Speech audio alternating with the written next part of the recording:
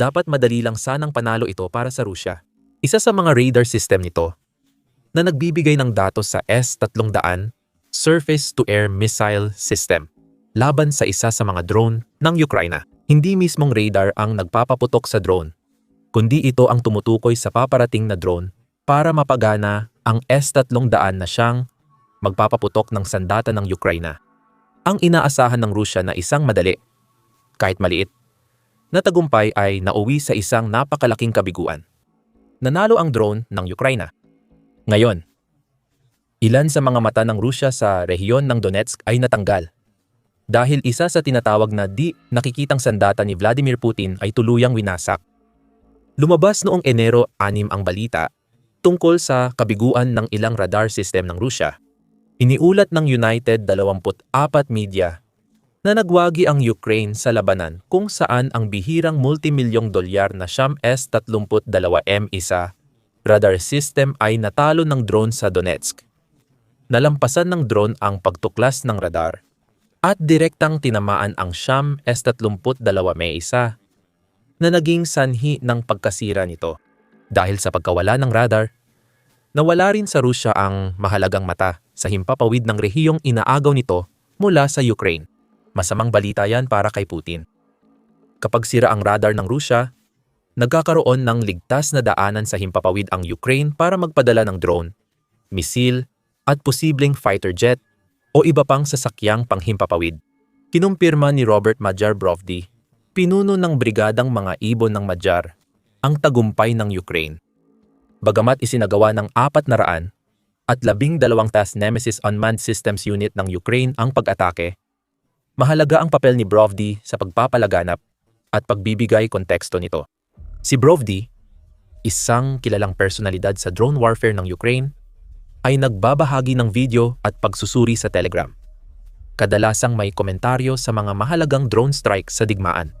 Ayon sa Forbes, ang Birds of Magyar ay naging simbolo ng mabilis na pag-unlad ng Ukraine sa unmanned warfare dahil si Brovdi ay madalas tagasuri ng labanan at tagapagbahagi ng frontline videos. Naging halimbawa ang Enero kung bakit mahalaga ang mga drone unit na ito. Binigyang diin ni Brovdi kung gaano kalala ang kabiguan ng radar system ng Russia na protektahan ang sarili laban sa banta na dapat nitong labanan. Ayon sa mga eksperto sa drone sa Telegram, inilibing ang worm radar ng S-305 Air Defense System sa Donetsk noong Enero 5, 2026. Dagdag ni Brovdi, ang nasirang radar ay mula pa sa Soviet era, mahal, makapangyarihan, at mahirap palitan para sa Russia. Gaya ng dati, nagbahagi si Brovdi ng video tungkol sa bagong tagumpay ng Ukraine. Sa video, makikita ang mga kuha na parang mula sa umaataking drone. Tinawag ito ni Brovdi na medium-range strike drone pero hindi niya binanggit ang tatak o modelo. May ilang drone ang Ukraine na idinisenyo para tamaan ang mga target sa okupadong teritoryo sa likod ng mga linya ng labanan. Mas malayo ang kayang liparin ng mga drone na ito kaysa sa short-range first-person view drone at naipapadala pa rin ang mataas na kalidad ng strike footage.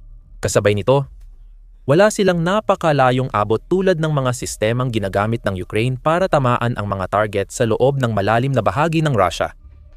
Tulad ng ipinapahiwatig ng pangalan, pinupunan nila ang mahalagang gitnang bahagi na nagbibigay daan sa mga puwersa ng Ukraine na tamaan ang mga headquarters, konsentrasyon ng tropa, logistics hubs, at mga air defense system sa loob ng okupadong Ukraine. Iyan ang ginawa nito noong Enero 5. Sa pagbalik sa footage, makikita sa 21 segundong video kung gaano ka-exposed ang sistema ng Russia. Lumapit ang drone sa tuwid na linya na walang tugon mula sa air defense bago tamaan ang Sham S-32M1 radar module ng S-305 system. Kung tama ang pagkakakilanlan, hindi na magagamit ang radar at air defense battery na sinusuportahan nito. Ipinaliwanag ng Euromaidan Press sa kanilang pagsusuri ng pag-atake, batay sa ulat ng Militani. Ayon sa outlet, makikita sa footage na direktang tinamaan ng drone ang antenna module ng radar. Tiyak na mawawala ang buong sistema dahil dito. Hindi pa malinaw ang pinsala at kung may nasawi dahil kulang ang impormasyon sa drone warhead. Sabi pa ni Militani, maaaring nasira ang chassis ng radar at posibleng may nasugatan sa mga tauhan. Nagbabala ang outlet na di makumpirma ang pinsala bukod sa nasa video. Walang nasawing sundalong Ruso sa drone strike ng Ukraine sa Donetsk, ngunit malaki pa rin ang tagumpay ng mga ibon ni Magyar. Nang mawala ang radar, naging posible ang mga sumunod na atake laban sa mga sundalong Ruso. Sa Donetsk, maaaring mapalitan ang mga nasawing Ruso noong Enero 5 ng susunod pang kaswalti. Gaano kaya kalaki ang epekto ng nasirang natatanging istasyon ng radar? Para masagot ang tanong, kailangan nating pag-aralan ang radar na winasak ng Ukraine at ang Air Defense Unit na kinukuhanan nito ng datos. Ang Siyam S-32M1 ay isang bihirang radar, kaya kakaunti ang detalye tungkol dito. Nagbahagi si Militani ng impormasyon kung bakit mahalaga ito para sa Russia. Nagsisimula ito sa katotohanan ng isa itong 3-coordinate at multi-channel na radar system na idinisenyo para gabayan ang mga air defense missile papunta sa kanilang mga target. Ang ideya ay natutukoy ng radar ang paparating na banta tulad ng missile, drone o eroplano at pinapagana nito ang nakakabit na air defense platform para umatake laban sa banta na ito. Sa kaso ng Siyam S-32M1 sa Donetsk, ang platform ay isang S-305, isa pang lumang kagamitan ng Russia. Ayon kay Militani, ang katumpakan ay dapat na pangunahing katangian ng partikular na radar na ito.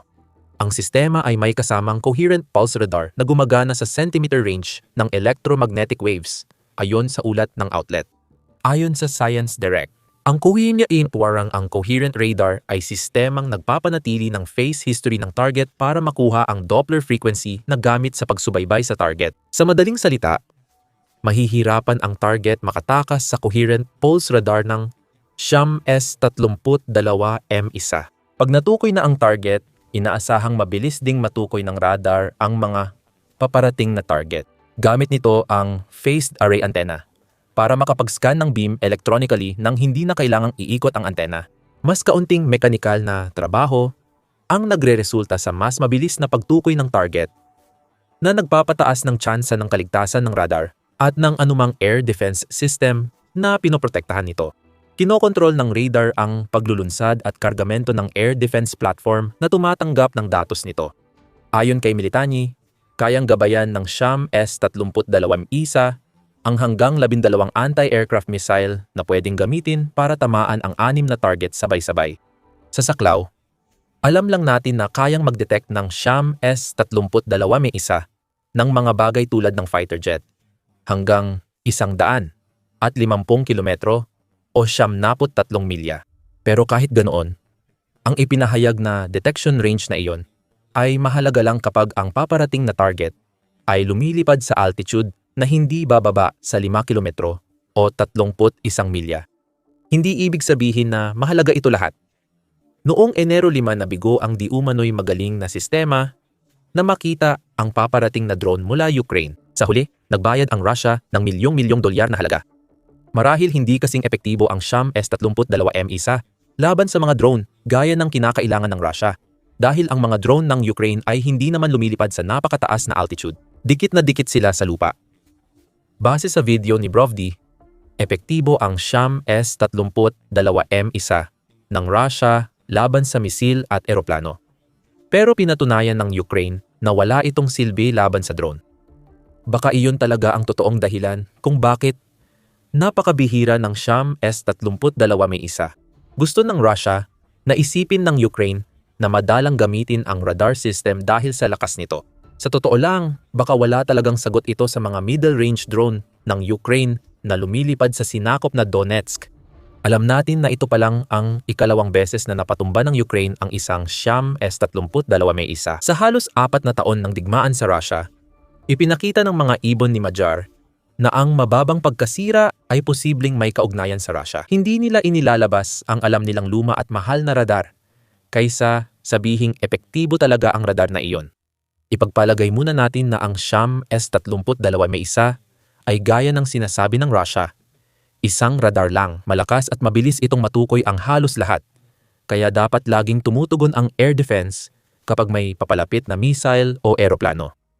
Kung ganon nga, mahalaga ang pagkasira ng Siyam S-32M1 sa Donetsk dahil hindi lang radar ang nawala sa serbisyo. Nang mawala ang tinuturing nitong mga mata, naalis din sa serbisyo ang S-305 na umaasa sa napinsalang Siyam S-32 nang hindi na kailangang umatake ng Ukraine sa plataporma. Malaki pa rin ang epekto niyan dahil epektibo pa rin ang S-305 bilang depensa sa himpapawid kahit luma na ito, lalo na laban sa maraming luma ng eroplanong ginagamit ng Ukraine sa Donetsk. Ayon sa Army Recognition na binigyang diin ang ilang espesipikasyon ng sistema. Ayon dito, ang S-305 o surface-to-air, 12 Gladiator Giant ng NATO ay mobile at kayang magpalipad ng maraming misil laban sa paparating na target. 4 ang air defense platform, pero di malinaw kung alin ang inalis ng Ukraine sa serbisyo. Sa pamamagitan ng pag-atake ng radar sa Donetsk, pinahusay ng mga huling bersyon ang kakayahan ng S-305 sa pag-detect ng target gamit ang radar, abot ng misil, at pangkalahatang kakayahan. Pero base na version lang ng platform ang na-deploy sa Donetsk. Ang pagkawala ng Siyam S-32 ay nangangahulugan na wala ng sistema ang Russia. Karaniwan, may 4 itong missile launcher na kayang maghanda at magpaputok sa loob ng 15 segundo matapos matanggap ang target info. Mabilis ang proseso mula datos hanggang pagsira. Ganyan kabilis ang S-300 kapag ipinares sa radar na Siyam S-32M1. Nagiging delikado ang himpapawid ng sinakop na Donetsk para sa mga fighter jet at sasakyang panghimpapawid ng Ukraine. Dagdag pa ni Odin, ang S-305 ay labis na iginagalang, kaya binili ito ng ilang bansa. Kasama rito ang China, Iran, Syria, Ehipto, Bulgaria at Ukraine. Malamang may natirang S-300 mula noong bahagi pa ito ng Unyong Soviet. Dagdag pa ng ulat, ang sistema ay pinapatakbo ng 3 tao at maaari itong maitayo sa loob lamang ng 5 minuto at mailipat din ng kasing bilis. Ayon kay Odin, ang S-305 ay maaaring lagyan ng Siyam na M82 surface-to-air. 12B na higanting misil na may high explosive fragmentation warheads at abot hanggang Mach 8 ang bilis. Ibig sabihin, posibleng maging hypersonic ang ilang misil ng S-305. Walang armas ang Ukraine na mas mabilis kaysa sa Siyam M82. Surface-to-air. 12B. Siyempre, walang saysay ang lahat ng kakayahang ito kung hindi naman kayang makita ng S-305 ang mga paparating na banta. At binulag lang ng Ukraine ang isa sa mga air defense platform na ito sa Donetsk. Diyan papasok kung ano ang ibig sabihin ng pinakabagong tagumpay ng The Birds of Magyar sa Donetsk sa mas malawak na konteksto ng digmaan. Ang pagkasira ng Siyam S-32M1 radar ay maliit lang. Mahalaga ito sa pagtanggal ng S-300 pero hindi ito malaking pagbabago para sa Ukraine. Ngunit ang pangunahing problema ng Russia ay hindi lang ang isang pag-atake noong Enero 5. Nakita ng Ukraine ang swerte ng mapatumba nila ang air defense platform. Isa lang ito sa maraming tagumpay mula Pebrero 2022 na lalong nagpapahirap sa air defense ng Russia na hindi masolusyonan ni Putin. Ang pagkawala ng air defense platform ay sapat ng ikabahala ni Putin. Ayon sa Ministry of Finance ng Ukraine, 1,269 anti-aircraft platform na ang nawala sa Russia sa halos 4 na taon. Hindi man ito eksaktong isa kada araw, pero malapit na rin. Sa bawat pagkawala ng mga ito, napipilitan ang Russia na gumawa ng mahihirap na desisyon. Magpapadala ba sila ng mas maraming air defense system mula Russia papuntang Ukraine? Kung gagawin nila iyon, hindi na mapoprotektahan ng mga depensa ang mahahalagang pasilidad na tinatarget ng Ukraine gamit ang long-range drone, tulad ng oil refinery. Tatanggapin na lang ba ng Russia ang pagkawala at iiwanang walang proteksyon ang dating sinakop na bahagi ng Ukraine? Hindi rin maganda ang sitwasyong iyon, dahil ang kawalan ng proteksyon ay nagdudulot ng kahinaan na maaaring samantalahin ng Ukraine para atakihin ang likurang bahagi ng Russia. Sa kahit anong paraan, panalo ang Ukraine. Hindi lang sa dami ng nawalang platform at radar nakasalalay ang problema ng Russia sa air defense. Nagpapahirap din ang supply chain issues sa paggawa ng missile at pagbuo ng bagong sistema bilang kapalit ng mga nasisira ng Ukraine sa laban. Noong Setyembre, sinabi ni Dr. Jack Watling ng Royal United Services Institute na malapit nang maubusan ng air defense missile ang Russia. Inaasahang lalala ito sa Pebrero 2026. Ayon kay Watling, Ito ay pagkakataon para sa Ukraine na samantalahin ang kakulangan at kahinaan ng Russia, tamaan ang mas maraming target, at bigyan ng presyon ang industriya ng Russia. Ginugol ng Ukraine ang halos buong 2,000 at 25 sa loob ng Russia.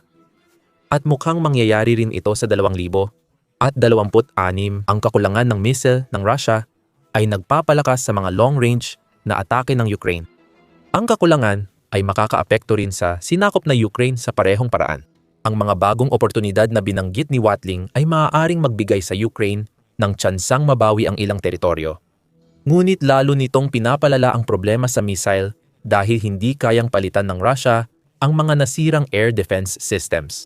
Iniulat ng Kyiv Post ang problemang ito noong Disyembre sa isang artikulo. Ang paggawa ng S-4 na Ra'an air defense ng Russia ay umaasa sa piyesa mula Central Asia at Estados Unidos. Ang S-4 na Ra'an ay mas advanced na upgrade ng Russia sa S-300 na ginawa para mas mahusay kaysa sa platapormang pinatigil ng Ukraine sa pag-atake sa radar. Narito si Jack Watling ng USI para sa detalye. Sa ulat nito, sinabi ng think tank na ang mas mahigpit na pagpapatupad ng umiiral ng mga parusa kasama ng pagpapakilala ng mga bagong parusa ay maaaring pumigil sa supply chain na kailangan ng Russia na manatiling bukas kung nais nitong makagawa pa ng mas maraming S-4 na Ra'an. Ayon kay Watling, kailangang palawakin at palakasin ang kooperasyon sa pagpapatupad bago niya idagdag.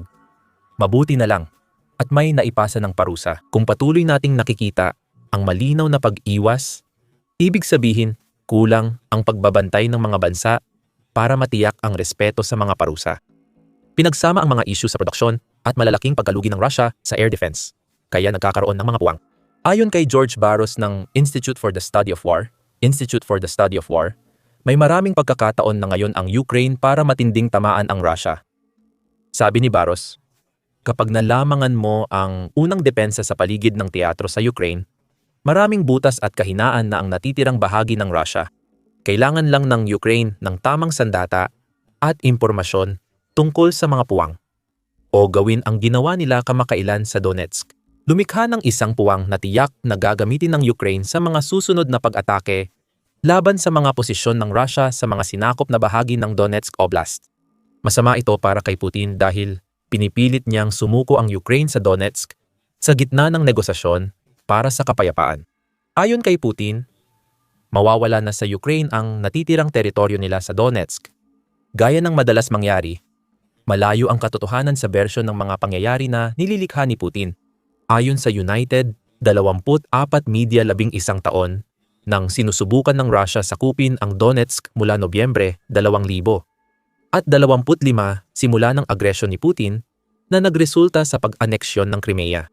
4 na taon na ang labanan ngunit 30% pa ng Donetsk ay hindi nasasakop, kung saan naroon ang matitibay na depensang lungsod at pamayanan. Iyan ang pangakong magpapahirap sa anumang pagtatangka ng Russia na sumulong pa sa hinaharap. Hindi agad magtatagumpay si Putin sa Donetsk. Noong Disyembre, ayon sa mga analyst ng Institute for the Study of War, malabong mapabagsak ng Russia ang Fortress Belt bago 2027 or 2028 kung hindi magbabago ang dami ng kanilang pag-atake. Patuloy na sumusuporta ang mga kaalyado ng Ukraine.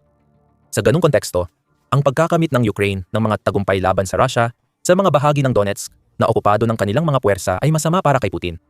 Gusto niyang gumawa ng kwento tungkol sa pagbagsak ng depensa ng Ukraine sa Donetsk. Pero mahirap yon dahil winawasak ng mga drone ng Ukraine ang mahahalagang radar. Hindi malamang na mangyari ang sinasabi ni Putin sa 2026, malamang magpapatuloy ang Russia sa mabagal at tuloy-tuloy na pag-usad na nakita nitong mga taon at susubukan pa rin nila ito. Noong may mid-range na drone ang Ukraine, ito ang sumira sa ilang panangga sa himpapawid ng Russia. Paano kung magpatuloy ang Ukraine sa paggawa at paggamit ng mga ito? Tulad noong Enero 5, nanganganib ang mga command post, supply na daanan, at lokasyon ng tropa ng Russia na mahalaga sa kanilang opensiba sa Donetsk. Hindi mapipigilan ng pagkawala ng 32 misa-isa ang pag-atake ng Russia sa Donetsk. Pero magsisilbing babala ito sa tropa ni Putin na handa ang middle-range drone ng Ukraine na sirain pa ang mas maraming radar at air defense. Kapag may sapat ng malinis na daanan sa himpapawid, maaaring gamitin ng Ukraine ang mga drone at iba pang puwersa para baguhin ang labanan sa Donetsk. Maaaring ipagdiwang ni Putin ang pagkamatay ng leader ng grupong partidista ng Russia na lumalaban sa kanya sa Ukraine. O iyon lang ang akala niya. Matapos magbayad ng 500,000 ang Russia para sa di umano'y napatay na leader militar, inamin ng Ukraine na pineke nila ito at napilitang magbayad ang Russia. Alamin pa ang iba sa aming video at huwag kalimutang mag-subscribe sa The Military Show para sa karagdagang balita tungkol sa mga pinakabagong kaganapan sa Donetsk. At maraming salamat sa panonood.